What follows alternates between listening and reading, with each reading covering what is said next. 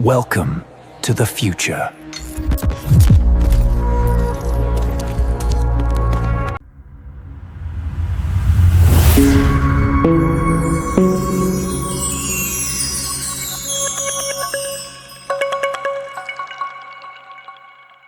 Welcome to 1337, the future of podcast of longevity. I'm Max, your host, exploring the science of living longer. And I'm Sophia, diving into health hacks and ageless living tips. We're here to uncover the secrets to a vibrant, extended life. Today, we're going deep into something you might not expect. Gourmet ingredients. Oh, interesting. Yeah, we're talking about the kind of stuff you find at those, Michelin-starred restaurants. Ever wonder why a tiny sprinkle of spice can cost you, a fortune? Right. Get ready to have your mind blown. I'm intrigued. We'll uncover the stories behind some of the most sought-after foods in the world, talking rare ingredients, ancient traditions, and that, delicate balance between nature and demand. I'm ready to dive in. First up, something we usually take for granted.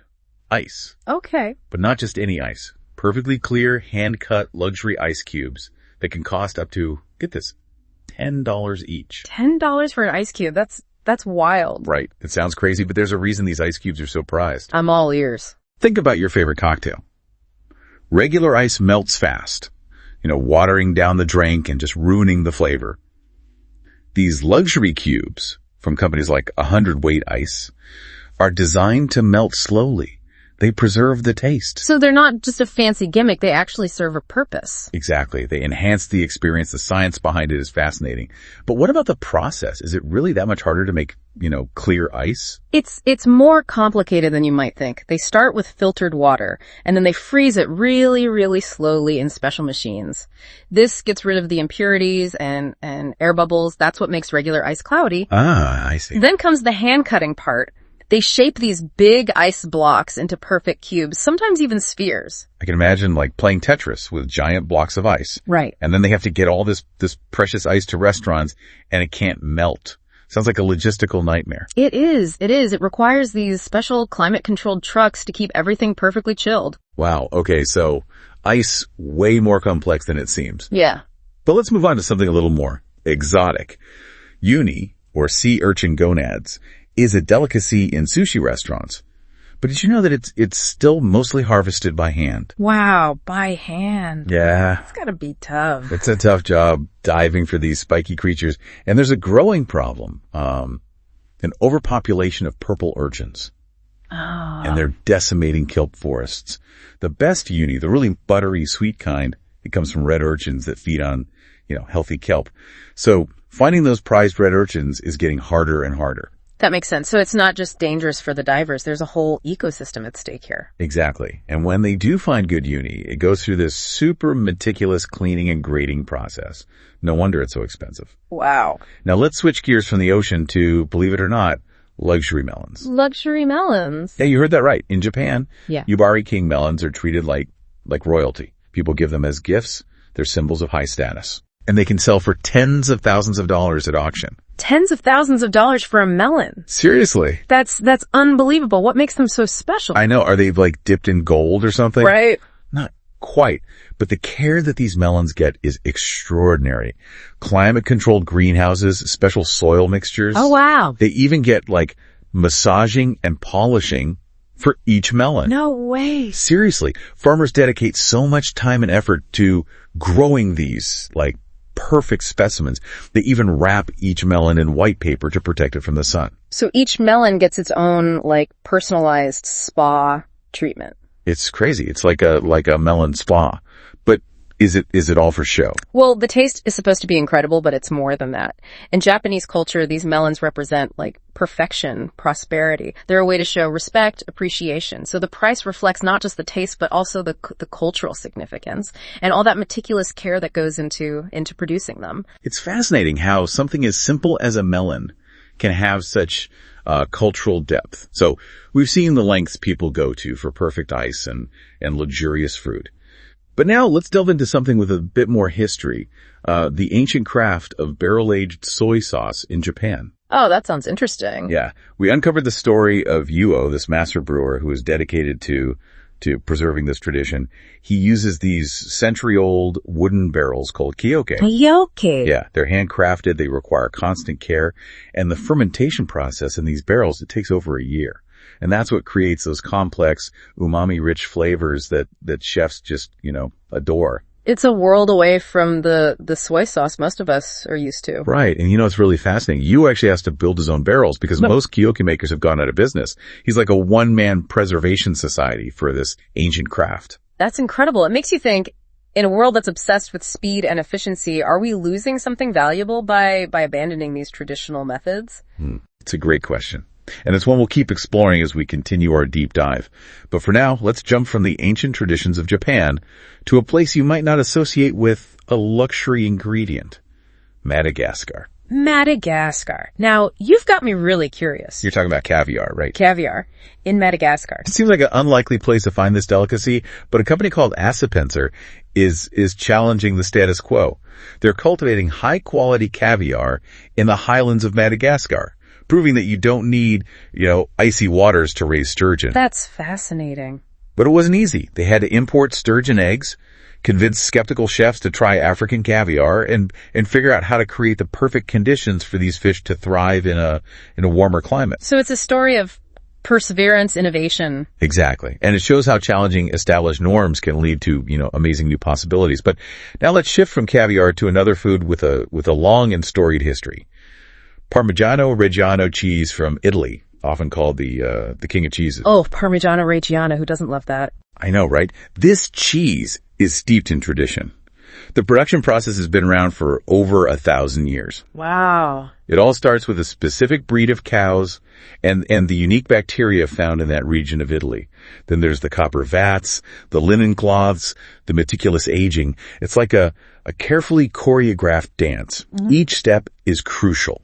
And the regulations for authentic Parmigiano Reggiano are incredibly strict. They are. It's like the cheese police, making sure every wheel meets the highest standards. I can imagine. But that also means there's a huge black market for fake Parmigiano Reggiano. It's a constant battle to protect the authenticity of this truly special cheese. It really highlights how much work and dedication goes into creating these gourmet ingredients.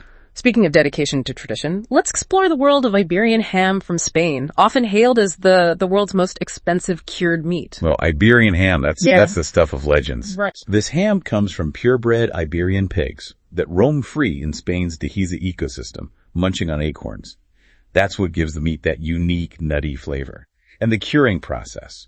It takes years, with each step carefully controlled to achieve that perfect balance of flavor and texture. It's a testament to patience and tradition. It is. But the Dehesa ecosystem, it's delicate.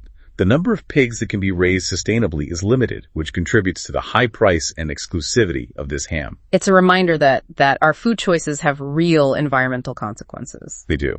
But now let's switch gears to something a bit sweeter. Vanilla, one of the world's most beloved and expensive spices. Madagascar is the leading producer, but this fragrant spice faces challenges: theft, fluctuating prices, even the rise of synthetic vanilla. It's incredible how much goes on behind the scenes of something as seemingly simple as vanilla.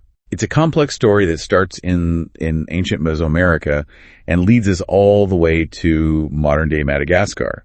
The intricate hand pollination process, the struggles the farmers face, and the economic forces that shape the vanilla trade. It's eye-opening. It's amazing to think that each tiny vanilla bean is the result of such a long and delicate process, from hand-pollinating the orchid flower to the months-long curing and drying process.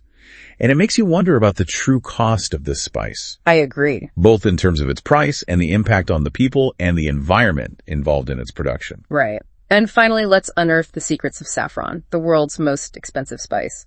It's derived from the crocus flower. Oh, saffron. I've heard it's more expensive than gold. It's pretty close. Each flower yields just a tiny amount of saffron threads, so it's incredibly labor-intensive to produce. Wow. We journeyed to Kashmir, a region known for its high-quality saffron, and learned about the delicate harvesting process, the grading system, and the ongoing struggles against fake saffron and the impact of climate change. I imagine climate change is a huge threat to something so delicate.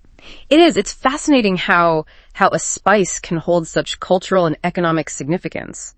Saffron has been prized for centuries for its flavor, aroma, and even medicinal properties, and its rarity and labor-intensive production have always made it a luxury. But climate change is now threatening saffron production in Kashmir, making this spice even more precious and precarious. It's a reminder that even the most sought-after ingredients are vulnerable to the forces of nature, and we need to find ways to protect and preserve them. So we've explored tradition, but what about the future of gourmet ingredients? Right. What does that look like? In our next segment, we'll meet the innovators who are pushing the boundaries of what's possible in the culinary world. From balancing traditional methods with modern techniques to exploring new and sustainable ways to cultivate and harvest these culinary treasures. I can't wait to hear more. It's an exciting time to be a foodie. But before we jump into the future, let's take a closer look at how some of the most renowned purveyors of traditional ingredients are navigating the challenges of the modern world. First up, Pat LaFrida Meat Purveyors, a family-run business that supplies premium meat to top restaurants, including Shake Shack. Oh, Shake Shack, now we're talking. I love their burgers. I know, right? It's this fascinating blend of old-school butchery and cutting-edge technology. We went behind the scenes, saw the world's largest dry aging room, and met the master butchers who hand-cut each steak. It's amazing how they maintain such high standards while supplying such a massive volume of meat. That's impressive. And they even have a special blend for those famous Shake Shack burgers. It's a reminder that quality ingredients aren't just for, fancy restaurants. They can elevate even the most casual dining experience. Absolutely. It all comes down to family tradition and a dedication to their craft. Yeah. Pat LaFrida is a third-generation butcher, and his passion for meat is evident in every aspect of his business. I love that. From meat to matcha, let's explore the world of this vibrant green tea powder prized for its flavor and health benefits. We're focusing on ceremonial grade matcha, the highest quality available, which undergoes a meticulous growing and processing journey. It's so interesting how much care goes into producing these high quality ingredients. I know, right? The tea plants are shaded for weeks before harvest, which boosts their chlorophyll content and gives matcha that vibrant green color. The leaves are carefully selected, steamed, dried, and then ground into a fine powder using traditional stone mills. It's a true art form. It's a testament to the Japanese tea tradition, which emphasizes precision, artistry, and a deep respect for nature. Beautiful. And it highlights how much the quality of the ingredients matters. Ceremonial grade matcha has a smoother, more complex flavor and a higher concentration of antioxidants than lower grades. Good to know. Now let's travel to Greece, where Koroneiki olive oil is king. It's prized for its intense flavor and high antioxidant content. This extra virgin olive oil is produced using traditional harvesting methods and cold extraction, preserving the delicate flavors and nutrients of the olives. Mm-hmm. We saw how the olives are harvested by hand, either shaken from the trees or carefully pruned, and then they're quickly transported to the mill, where they're processed within 24 hours. The oil is then stored in stainless steel tanks, filled with nitrogen to prevent oxidation. Wow, it's a very precise process. It is. It's a testament to the dedication of Greek olive growers who have been perfecting their craft for centuries. It also highlights the importance of terroir, the unique characteristics of a place, in shaping the flavor and quality of food. It's amazing how much thought and care goes into every step of the process. You see a common thread running through all these stories, a pursuit of excellence, a dedication to preserving tradition, and the adaptability needed to thrive in a changing world. Yeah, exactly. And it's something we can all learn from, whether we're talking about food or any other aspect of life. It's about respecting the past, embracing innovation, and finding ways to create something truly exceptional. It is. Now get ready for some truly innovative and inspiring stories as we explore the future of gourmet. Okay, I'm ready. First up is gomchui seaweed from South Korea. It's this rare and delicate seaweed that's hand-harvested from mudflats. Mudflats? Yeah. We met this amazing woman entrepreneur who turned this local delicacy into a global culinary sensation. Imagine navigating unpredictable harvests and rising prices to get gomchui onto the plates of Michelin-starred restaurants worldwide. Wow, that's impressive. It is. It really is a real testament to her passion and perseverance. But speaking of things that are hard to come by, let's talk about fleur de sel, a premium sea salt harvested from salt marshes in France. Fleur de sel. Yeah, fleur de sel, which translates to flower of salt, it gets its name because it forms these like delicate crystals on the surface of saltwater ponds. It's all about wind, weather, and skilled craftsmanship. The harvesting process is incredibly labor intensive, with workers using these like special wooden rakes to gently collect the top layer of crystals. So it's not just any salt. No, it's like the snowflake of the salt world, each one unique, formed by this perfect combination of natural elements. I bet it tastes amazing. It does. Fleur de sel has this delicate, briny flavor with a subtle sweetness and a hint of minerality. Chefs love it because it enhances the flavor of dishes without overpowering them. Okay, so we've got fancy seaweed, we've got fancy salt. What's next? Prepare to unearth the secrets of Alba white truffles, a culinary treasure found in the forests of Piedmont, Italy. I've heard about these. They're the ones that sell for like thousands of dollars per pound, right? Yeah. Why are they so expensive? Well, for starters, they're incredibly rare. White truffles grow underground, forming a symbiotic relationship with specific trees like oak and hazelnut. They can only be harvested during a short season in the fall. And to find them, you need a specially trained dog who can sniff them out beneath the forest floor. So it's like a treasure hunt. But instead of gold, we're searching for the most elusive and delicious fungi in the world. Exactly. It really makes you appreciate those seemingly simple ingredients on your plate. It does. Speaking of hidden treasures, let's venture into the world of kurosu, a traditional Japanese black vinegar aged for years in ceramic jars. Vinegar. I wouldn't normally think of vinegar as gourmet. What makes kurosu stand out? Kurosu is unlike any vinegar you've probably tasted. It's made using this ancient fermentation process that takes years, and the vinegar is aged in these large, porous ceramic jars. These jars allow it to breathe and develop those complex flavors. So it's kind of like aging wine or cheese. You need patience to let the magic of fermentation happen. Exactly. The slow fermentation process gives kurosu a smooth, mellow flavor with hints of sweetness and umami. It's incredibly versatile and can enhance the flavor of so many different dishes. From ancient vinegar to a classic condiment. Our next stop is France, the home of Dijon mustard. Ah, Dijon mustard, a true classic. But did you know there's a special type of Dijon mustard called Burgundy mustard? It's made with local black mustard seeds and prized for its intense flavor. Burgundy mustard. I'm learning so much today. What sets it apart from regular Dijon? It all starts with the seeds. Burgundy mustard uses black mustard seeds grown in the Burgundy region of France. These seeds have this pungent, sharp flavor and a high oil content. So like wine, it's all about the terroir, the unique characteristics of that specific region. Exactly. And Burgundy mustard is traditionally ground using stone mills, which preserve those delicate flavors and aromas. Plus, it's made with local white wine, which adds another layer of complexity and depth. It sounds like the perfect combination of tradition and local ingredients. But now let's shift gears and explore some ingredients that are really shaking things up in the culinary world. We've talked about gom shui seaweed, but I'd love to know more about how it went from being a local delicacy to a global sensation. It's a fantastic story of entrepreneurship and cultural exchange. This woman entrepreneur named Tran, she saw the potential of gom shui beyond its traditional uses in Korean cuisine. She recognized its delicate flavor and unique texture and set out to share it with the world. So she was a real trailblazer. How did she manage to bring gom shui to a global audience? She started by targeting high-end restaurants, sending samples to Michelin-starred chefs and teaching them about its culinary possibilities. She also worked tirelessly to promote gom shui at food festivals and events, slowly building awareness and demand. It's inspiring to see how one person's passion can transform a local ingredient into a global phenomenon. But I imagine it wasn't all smooth sailing. Were there challenges along the way? Of course. One of the biggest challenges is the limited and unpredictable supply of gom shui.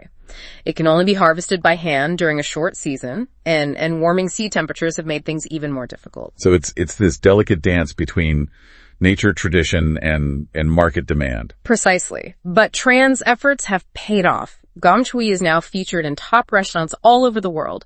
It's a testament to the power of cultural exchange and the endless possibilities of exploring new ingredients. Speaking of exploring new ingredients, let's circle back to something we talked about earlier, luxury ice cubes. Oh yeah, those luxury ice cubes. We learned about 100-weight ice in New York City. They supply those premium ice cubes to some of the best restaurants around.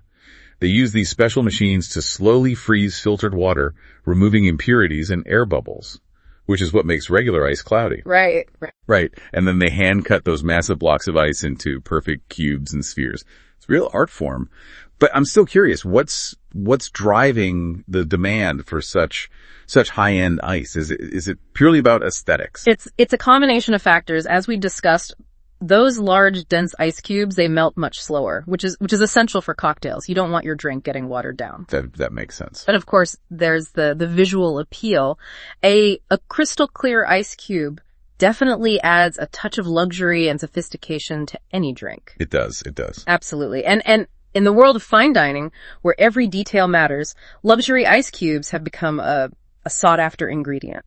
It just goes to show that sometimes the simplest things can become extraordinary with a bit of craftsmanship and attention to detail. It all comes back to the fascinating stories behind the ingredients we use in the culinary world. It's been an incredible journey exploring the traditions, innovations, and natural wonders that contribute to the creation of these culinary treasures. And as we've seen, the journey of each ingredient is a tapestry woven together by the hands of farmers, artisans, chefs, and entrepreneurs who are truly passionate about what they do.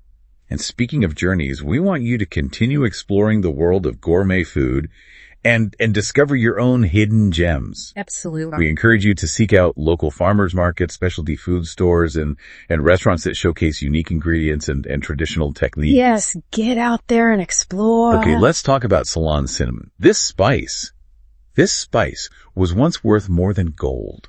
Can you believe it? I always thought of cinnamon as, something you sprinkle on your coffee or use in baking. Not exactly a treasure chest ingredient. Right, but that's where things get interesting. What we usually see in stores is cassia cinnamon, but Ceylon cinnamon, also called true cinnamon, it's native to Sri Lanka, and it has this delicate sweet flavor that's really prized. Plus it's lower in coumarin, which is a compound found in cassia cinnamon that can be harmful in large amounts. So Ceylon cinnamon is healthier and tastier. So why isn't it more popular? It all comes down to production. Cassia cinnamon trees, they grow faster, taller, and the bark is easier to harvest. So it's much, much cheaper to produce. Most people just aren't aware of the difference, so they go for the more affordable option. It makes you wonder how many other, hidden gems are out there in the world of food, just waiting for someone to discover them. Exactly. And speaking of hidden gems, our next ingredient truly fits that description: Alba white truffles. These culinary treasures are found only in the forests of Piedmont, Italy, and they're incredibly sought after. I've heard about white truffles. Aren't they the ones that sell for thousands of dollars per pound? What makes them so valuable? Well, for starters, they're incredibly rare. White truffles grow underground in a symbiotic relationship with specific types of trees like oak and hazelnut, and they have a very short harvesting season, only in the fall. So you've got rarity, seasonality, and a touch of mystery. No wonder chefs go crazy for them. Right. And to find these elusive truffles, hunters rely on specially trained dogs who can sniff them out beneath the forest floor. It's a true skill. And when a good-sized white truffle is unearthed, it's a cause for celebration. I bet the flavor must be something truly unique. What do they taste like? It's hard to describe. It's earthy, musky, garlicky, with hints of cheese and a subtle sweetness. It's a flavor that lingers and transports you to the heart of the forest. I can see why chefs are willing to pay top dollar for them. It's a reminder that nature holds some of the most exquisite flavors in the world. Exactly. Now let's head back to Japan to explore the world of kurosu, a traditional black vinegar aged for years in ceramic jars. Vinegar. That doesn't sound very gourmet. Yeah. What's so special about kurosu? Kurosu is unlike any vinegar you've likely encountered. It's made using this ancient fermentation process that takes years.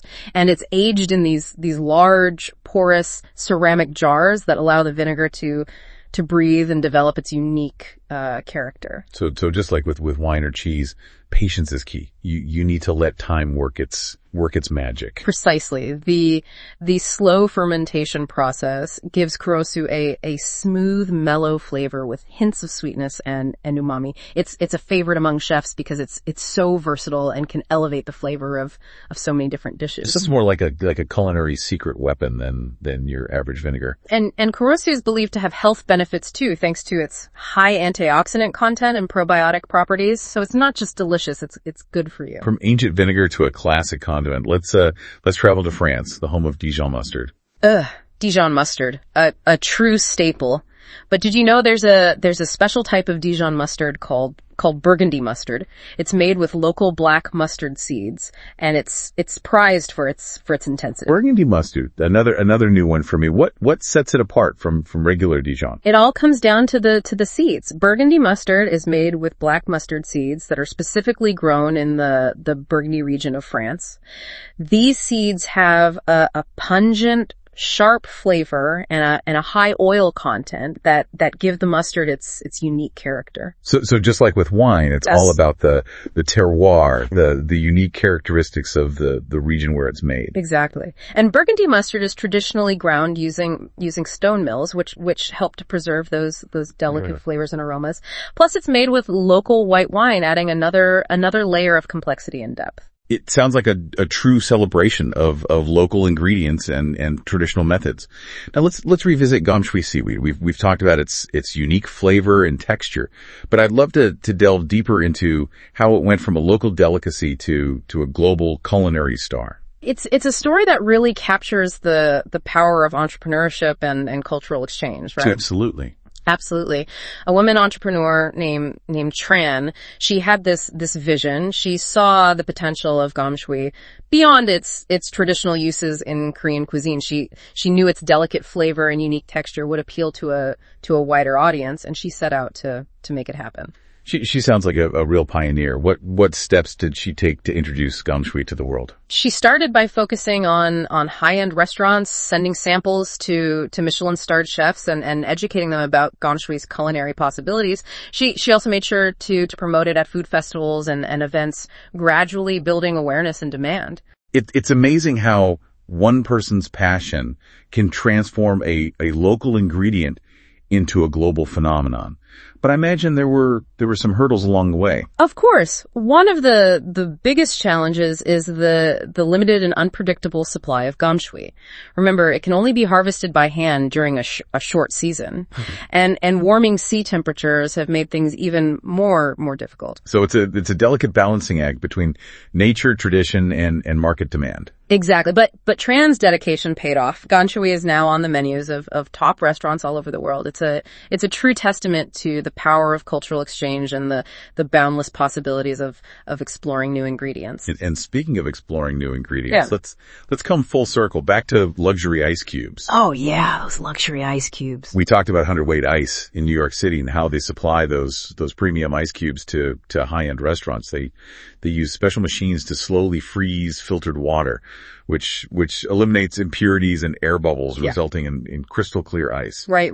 And then they hand cut those massive ice blocks into perfect cubes and spheres.